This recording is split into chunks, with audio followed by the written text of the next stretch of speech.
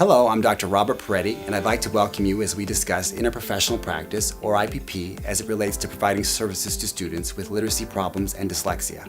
According to ASHA's definition, IPP occurs when multiple service providers from different professional backgrounds provide comprehensive services by working with individuals and their families, caregivers, and communities to deliver the highest quality of care across healthcare and educational settings. How are literacy problems defined, and how does dyslexia relate to literacy problems? Some of the important aspects of literacy that are typically addressed through intervention include phonemic awareness, phonological awareness, phonics, morphological awareness, vocabulary knowledge, reading comprehension, oral reading fluency, discourse production, as well as written expression skills. Dyslexia is a language-based learning disability. Right in the special ed code, and this is across the country, the word dyslexia is listed under specific learning disability. Dyslexia is a type of a reading disorder. And so indeed, the school's job is to teach kids how to read, write, and spell. How does interprofessional practice pertain to literacy problems and dyslexia for the SLP?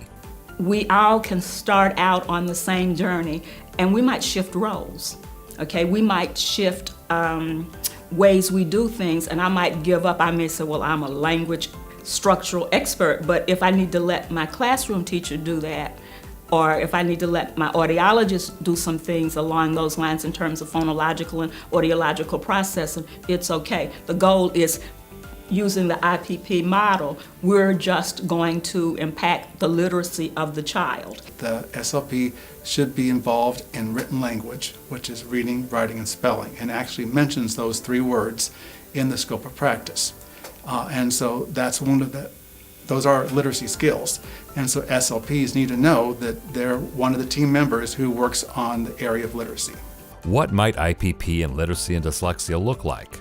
Interprofessional practice pertains to literacy in that the SLPs who work in school settings in particular get to work with teachers to assist their students who may be struggling with reading and in most instances writing as well. So the SLPs get to work interprofessionally with teachers, with reading coaches.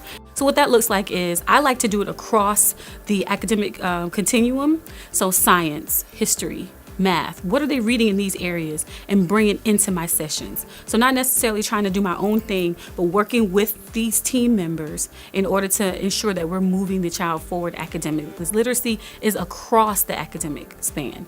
There is no hierarchy.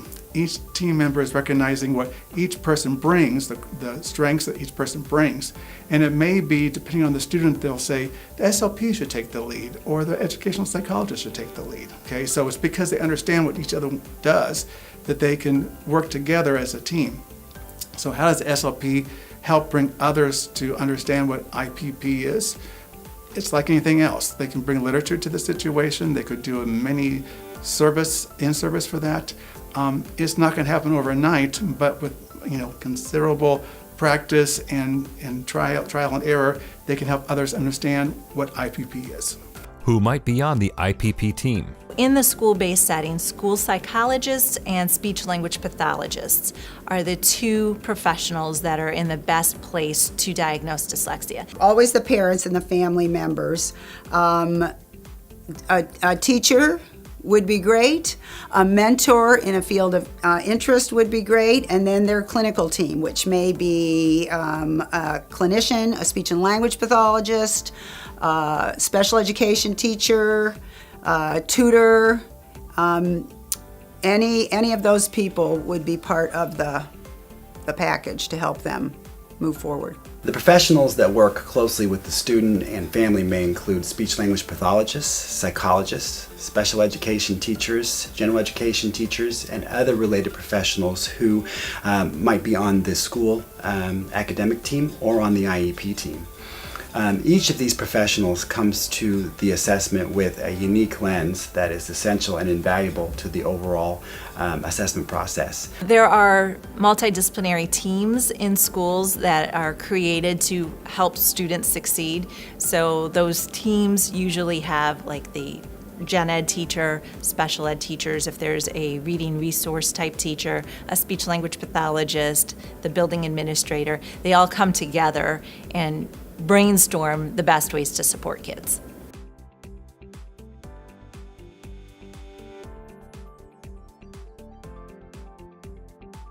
What is the impact or outcome of interprofessional practice? We can, using the IPP model, first thing, it's going to open you up to other worlds and other strategies for doing things. And secondly, you learn a lot, and then you are able to share more when you're open and people see you being able to learn from them, then they are willing to actually work with you. Parents are essential.